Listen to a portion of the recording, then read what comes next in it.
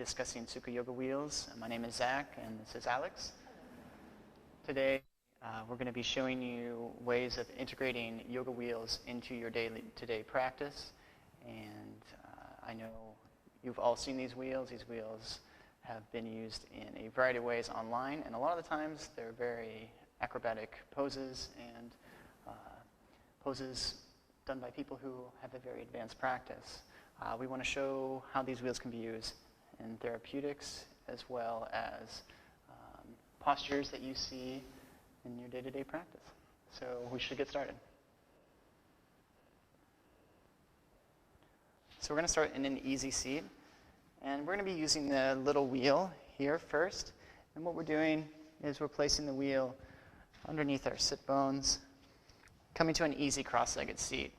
So what the wheel does is it's going to lift our hips up, allowing a neutral pelvis and allowing the natural curve of the spine. So starting your practice in a nice easy seat and finding your breath is quite beneficial.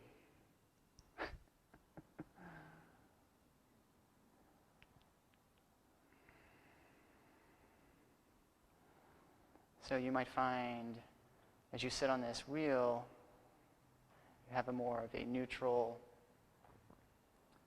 pelvis. Whereas without the wheel, sometimes you get a rounding of the lumbar spine. You feel that external rotation of the pelvis. The wheel allows you to lift out of that and find a more neutral position of the hips. Good. So coming to our next seated posture, we're actually going to bring the tops of the feet to the sides of the wheel. Placing the wheel once again on the sit bones. And it kind of feels like sitting on a bicycle seat. So this takes a little pressure out of the ankles, a lot of pressure out of the knees, especially if you have quite tight quads. Good. So here, as we start our practice, it's very important to warm up the wrists, warm up the shoulders. So we're just going to bring hands towards heart center. Good. And you can do your normal practice here, allowing maybe a shoulder stretch or some wrist rolls.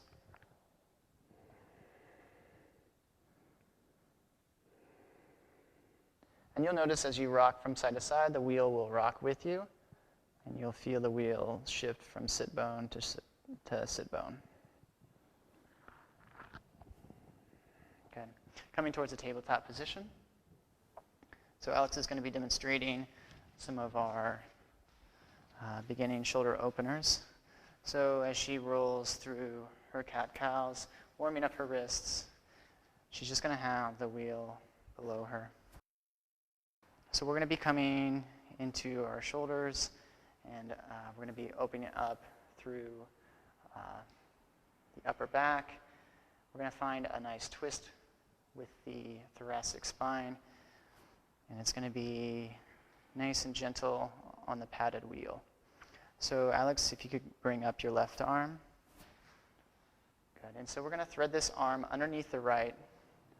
Good. Coming into this revolved child's pose. So as she sinks down, the wheel allows her arm to shoot out underneath the right arm. And so the benefits of having the arm lifted is you actually do get some nice thoracic spinal twist, as well as the stretch through the rhomboids. You get the pressure on the delts. Does that feel okay, Alex? And of course, coming towards the other side, the wheel allows her to roll back through center. And as she lifts up through the right arm, she can allow the top of the hand to find the wheel as it shoots out, and she lowers the shoulder, finding this threaded needle or this revolved child's pose. Now, if she wanted to take this a little further, she could always lift through the left leg. and maybe even lift through the left arm. Maintaining pressure on the top of the wheel with the arm. Good.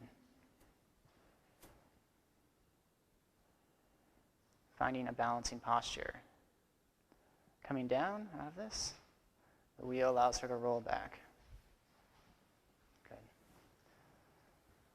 We're going to bring the wheel out in front of us, and we're going to come towards a supported Sphinx pose.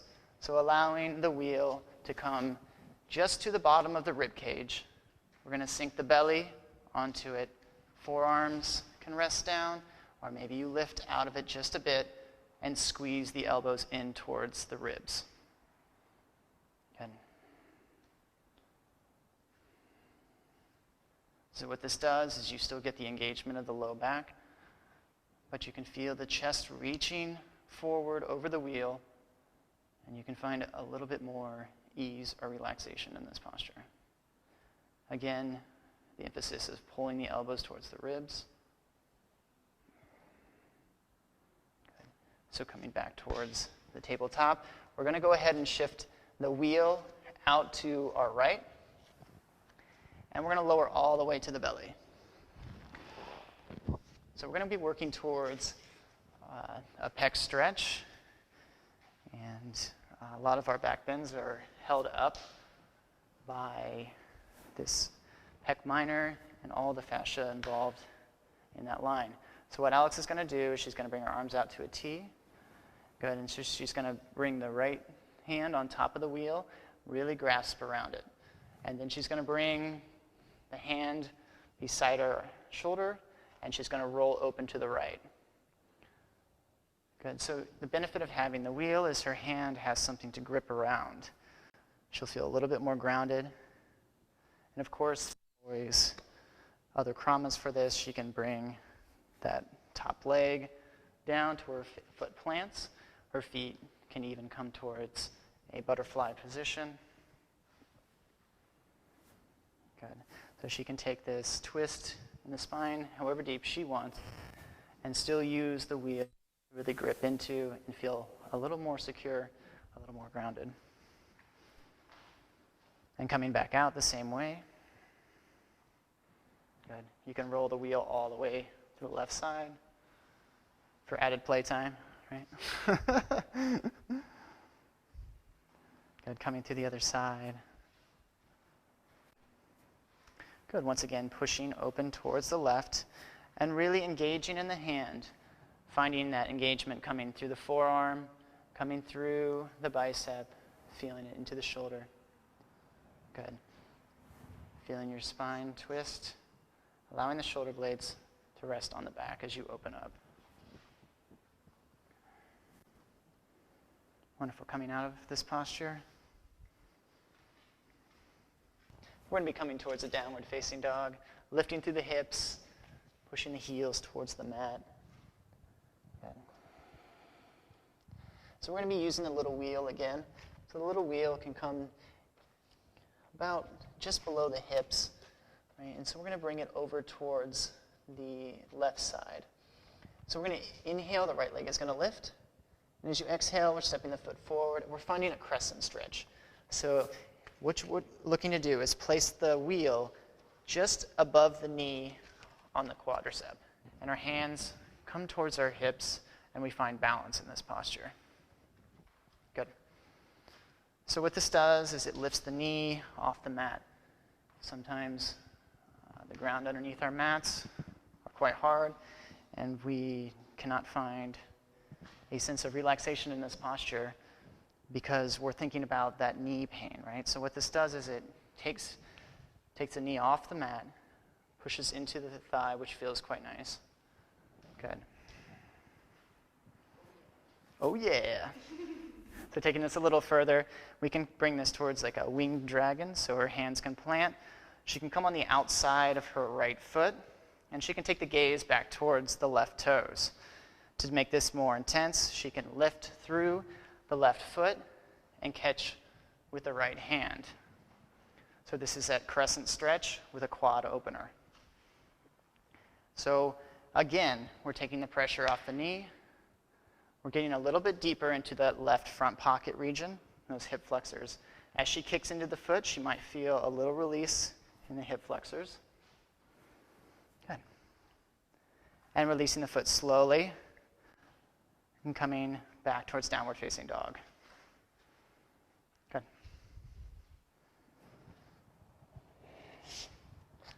So taking it to the other side. I'm going to go ahead and inhale. Left leg is going to rise and step in between the hands, finding that crescent stretch.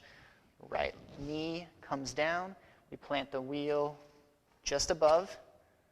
Good. And we sit up straight. Immediately you might feel that right front pocket stretch, right in those hip flexors, that iliopsoas region. Good. You can always take this and reach forward, finding more of a dragon stretch. You can tuck the toes and push the wheel back, or bring the wheel forward, bringing the knee over the ankle if you feel. Again, taking the quad opener, we plant the hands on the inside. You can either take the right elbow down or keep the hand as you find that right foot with the left hand.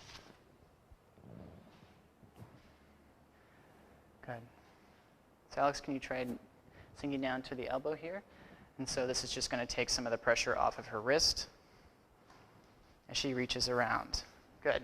Finding the foot and relaxing into this posture. So you can see a straight line forming from knee to armpit. Releasing out of this posture. Good. We're going to bring our knees back, and we're going to come towards a tabletop position. So in this tabletop position, we're going to take some padding for the knees. And we're going to be coming towards a half split position. So what I'd like you to do is to take your right foot forward. And what we're going to do with the little wheel is we're going to place it underneath the back of the heel. So there's a slight natural curve at the back of the heel, and I want you to put the wheel right underneath that.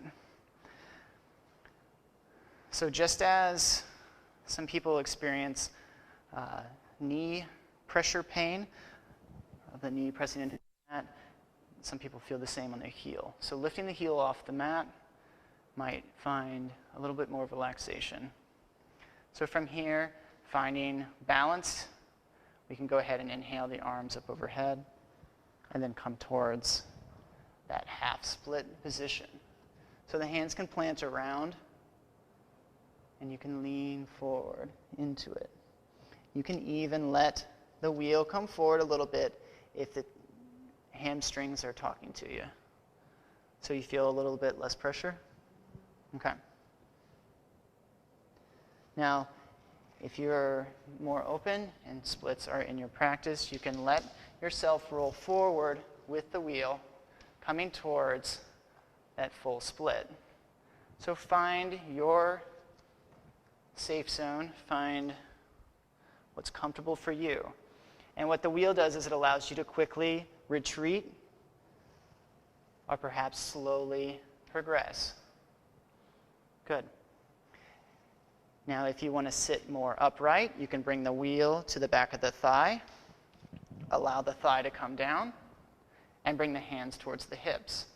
The Sukha Yoga wheel can be used for the therapeutic side, it can be used for back bending, but one overlooked side is arm balancing.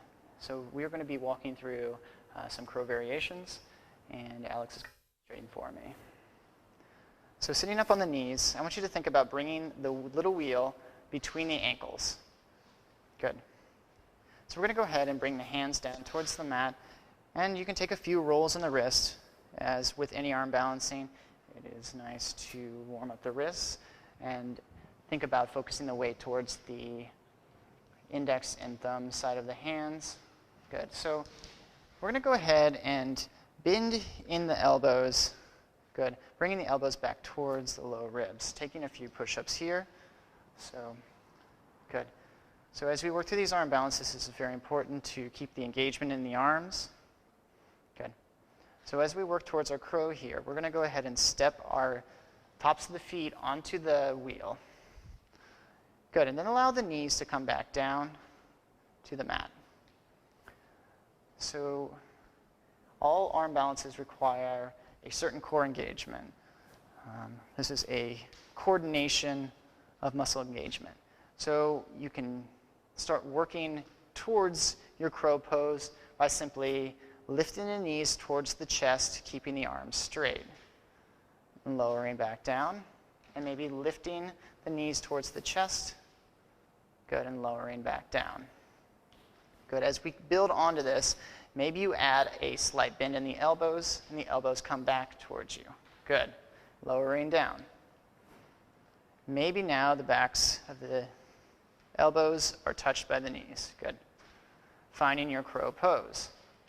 So some people find a fear of this crow pose because they feel like they're going to fall forward. And so putting the feet on the wheel still allows all the engagement that's necessary in the core, but you still have a lot of the weight back on the feet on the wheel. And so when you come back out of this, it's very easy to just reverse your steps, and it will take some of that feeling of falling away, allowing the feet to still be touching basically the ground. Good.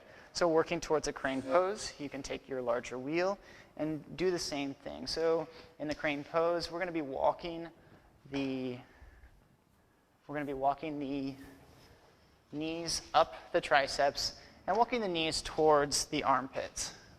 So similar thing, we're going to sit with the wheel in between our ankles. And I'll do this with you, Alex. Birds fly together, right? So taking the tops of the feet onto the big wheel and lowering the knees down. So let's take this to our crow first. So bringing the knees to the backs of the elbows. Good. And lowering down. Let's work on walking up towards the armpits. So bringing the knees a little higher and dropping. And maybe as you find the triceps, you try straightening the arms. And what the wheel does is it allows you to roll forward and allows you to straighten the arms. So when you find the armpits, you can simply roll forward and take the gaze up, finding that crane posture, but still feeling the weight in the toes on the wheel as you drop back down. Good. Setting the wheel aside, let's go ahead and come towards a staff pose. So feet in front of us.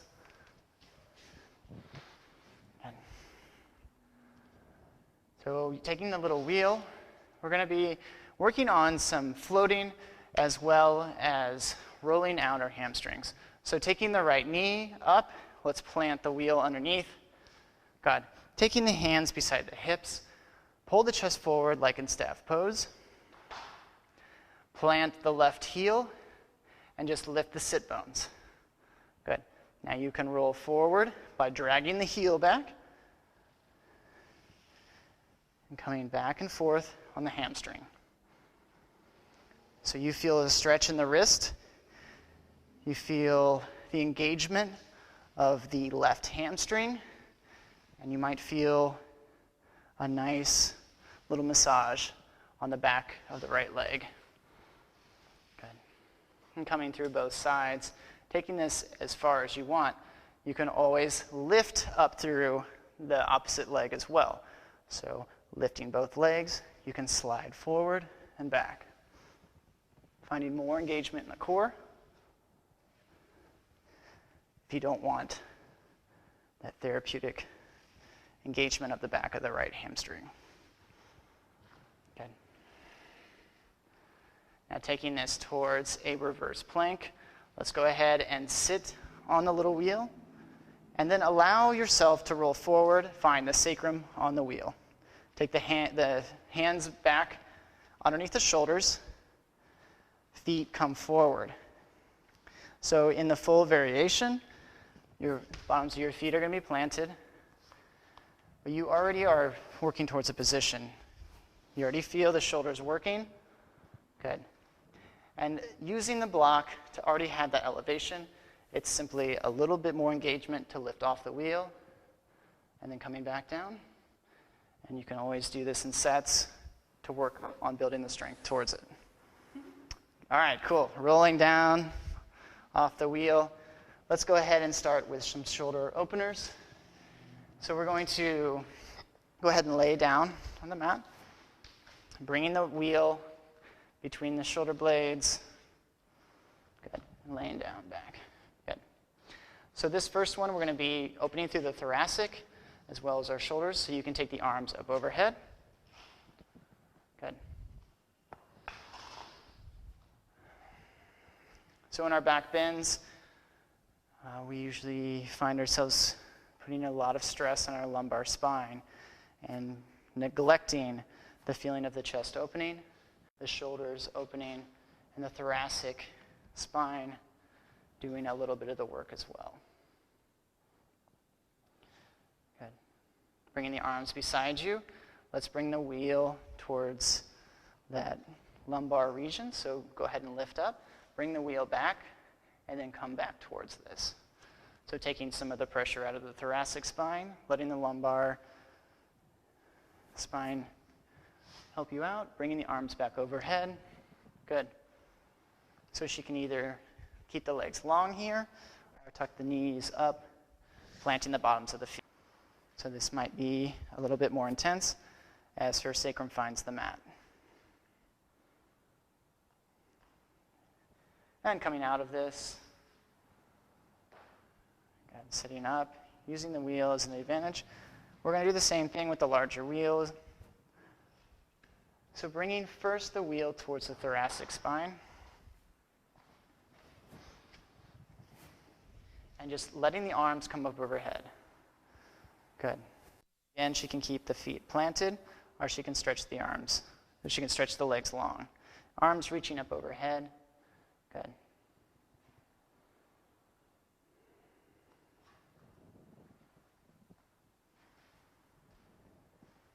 Good, and as we sit up, grab the wheel.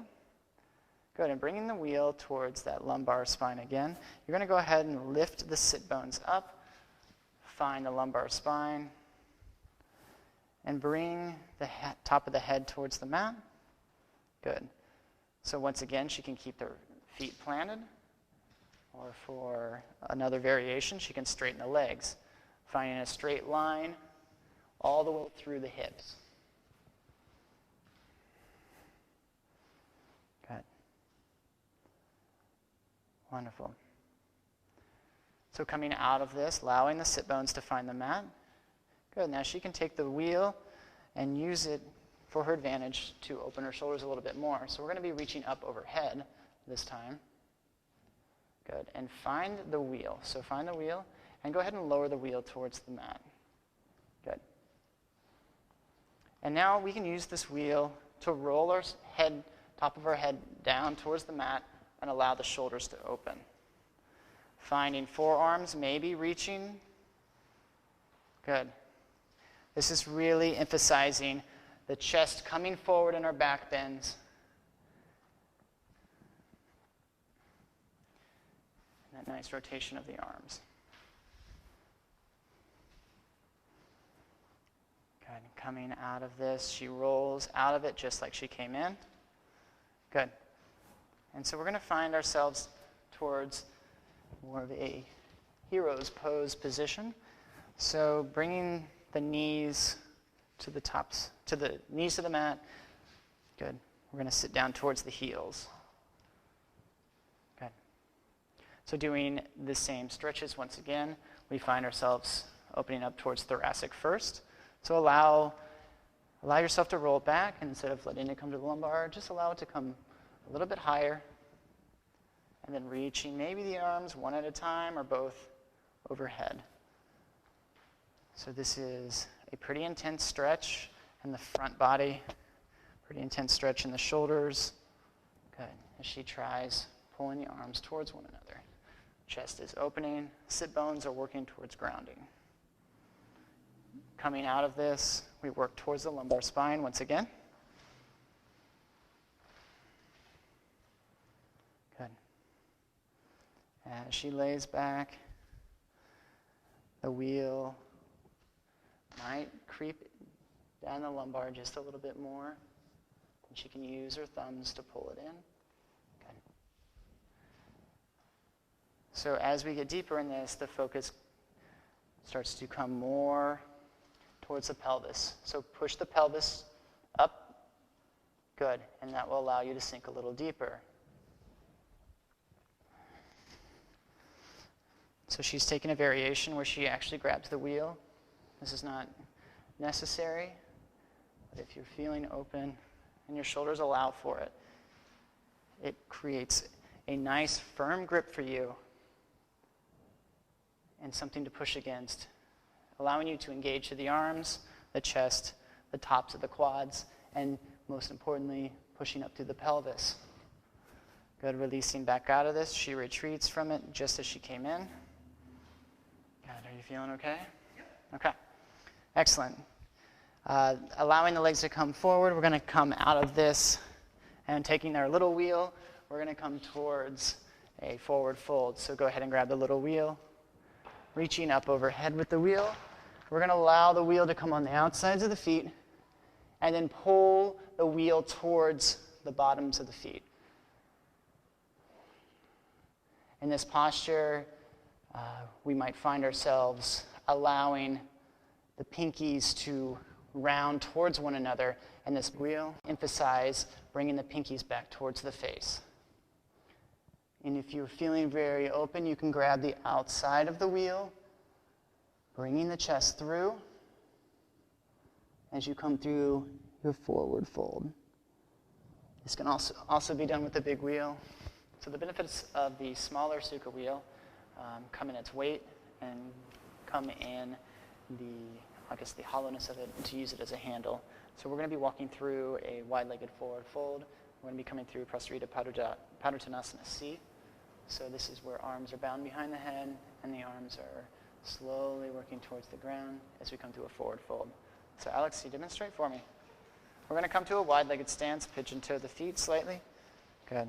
So this is the stance where the wider the feet are, the easier this pose becomes. You want to think about maybe tilting the pelvis forward slightly. Good. And grabbing the wheel, we're going to bind it behind the back. So using the wheel, we're going to grab the wheel. Maybe the hands come towards the inside. Maybe you want to grab it slightly different. Find what's comfortable for you. And so, as in the wide-legged stance, we're going to go ahead and bring the shoulder blades down the back. Push the arms away from you. Good. And as you come through your forward fold, allow the wheel to rotate and use the fingertips to feel like you're pulling the wheel apart. And what this is doing is it's engaging through your arms. It's allowing your shoulders to come down slightly, and it adds a little bit of weight. Good.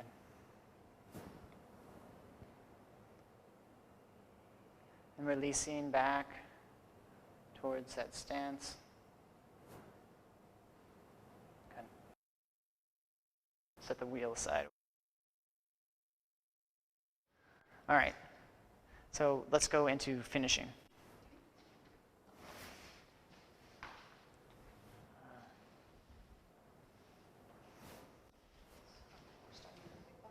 Yes, we'll start with the big one. So we'll do finishing together, okay? So using the big wheel, we're going to come towards our finishing sequence. So finding ourselves seated on the mat. Let's place the wheel on our lumbar spine and go ahead and interlace the thumbs into the wheel. Good. Rolling back over the wheel. Let's find our shoulders on the mat, tucking the chin towards the chest. Good. And we're going to do a shoulder stand variation. So our legs are going to lift up towards the sky, heels reaching upwards, and then you can either keep the thumbs bound around it, or you can take the hands and clasp them on the outside of the wheel. So we're going to push the balls of our feet up towards the sky in this demi-flex. Flex through the triceps and squeeze the forearms into the sides of the wheel. Good. So this gets all the same variations of a shoulder stand, but it has a lot less neck pressure, has a more grounded feeling.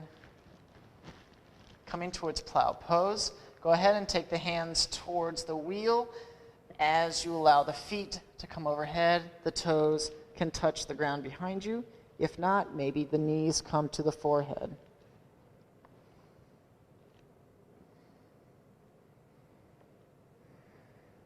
You can untuck the toes as you slide a little deeper, squeezing the wheel towards the lungs.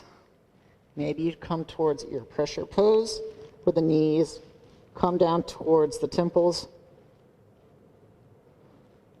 squeezing into the block, feeling the weight in the shoulders. Good. Rolling out of this the same way we came in. Feet plant, and we roll all the way down. Setting the big wheel aside, we're going to go ahead and grab the little wheel. So continuing with the finishing sequences, we can come towards fish posture, and you can come towards lotus position or straight leg. You're going to go ahead and interlace the thumbs in the wheel, and you're going to lower back and allow the top of the head to find the mat. You can either reach towards the feet if you're in the lotus, or you can reach the hands beside the hips.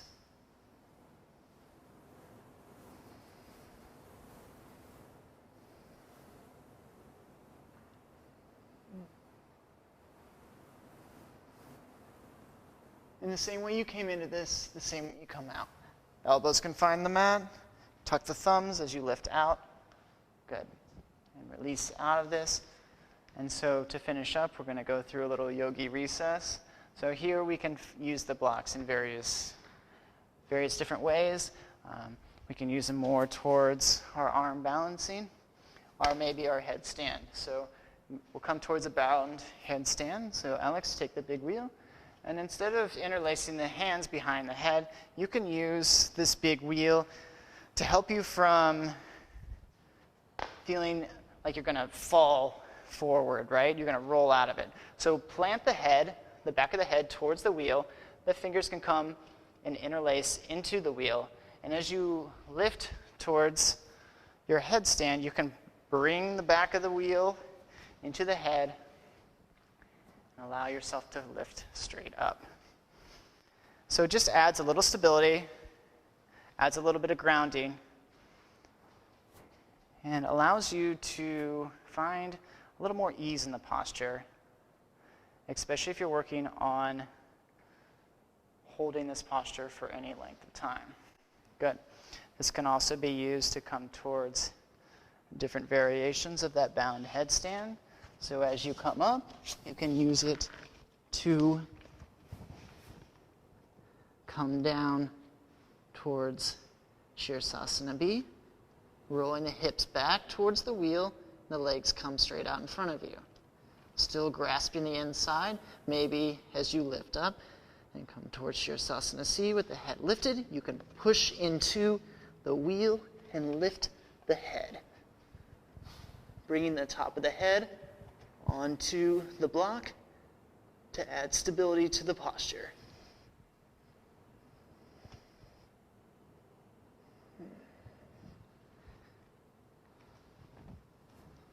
Coming for forearm stand, you can take the wheel in front of you and it adds that extra length as you come towards that dolphin dog, maybe towards the Pincha Mayurasana, forearm stand. And with that extra leverage, maybe you have a little more confidence to take it back towards perhaps hollow backing.